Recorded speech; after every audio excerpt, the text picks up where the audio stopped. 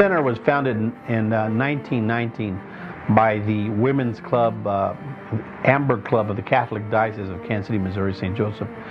And it was basically formed to provide services to the Mexican immigrants and their families that had migrated here to work on the railroad.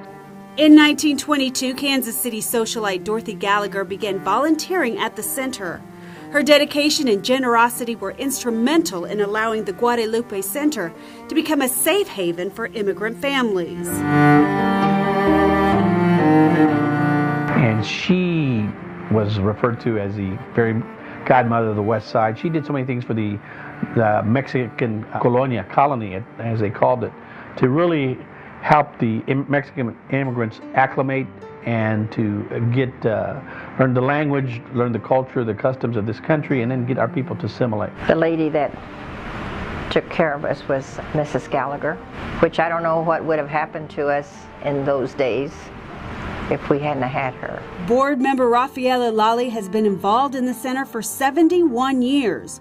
She first came to the center as a teen. From day one that I started coming to the center, which was in the early 40s until now, I can only say that Guadalupe Center is kind of a sanctuary for us.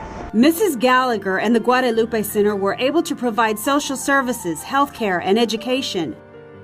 Former state legislator and board member Paul Rojas grew up just a few blocks from the center. Guadalupe Center has been always a beacon of hope. The struggle for equality continued not only for African Americans, but also Mexican Americans. We were not allowed in restaurants or nothing like that. We had a little movie house we called the Bug, and they'd have about 10 rows in the back where we could sit, and upstairs. And we were not allowed anywhere. In 1974, the political climate had changed and the center made a controversial move.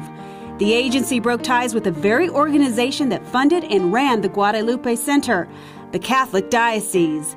It would take a series of legal maneuvers to sever those ties. To break away was being ungrateful, to being radical. People said that we're going to be excommunicated. Guadalupe Center CEO Chris Medina believes that it was in the best interest of the center. It allowed the agency to get out from under the control of the Catholic Diocese. It also allowed the leaders to grow and expand the agency. As I see now, that was the best thing that happened for the organization. It gave us the opportunity to grow and develop and not have to respond to another layer of administration. Today, the Guadalupe Center offers a broad range of services to the Hispanic community as well as others in need of help. These services include a senior center, a culinary school, a catering service, and community center. I hope that we always have the ways and means to keep our children growing up and being good young men and women. And I think that the Guadalupe Center is a place where all children will be happy and all seniors will be welcomed. We're here, we're for real, and things are happening. Good things are happening.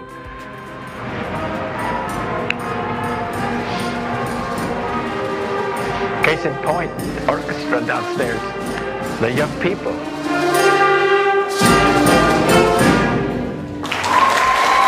John Paul Charan frequented the center growing up.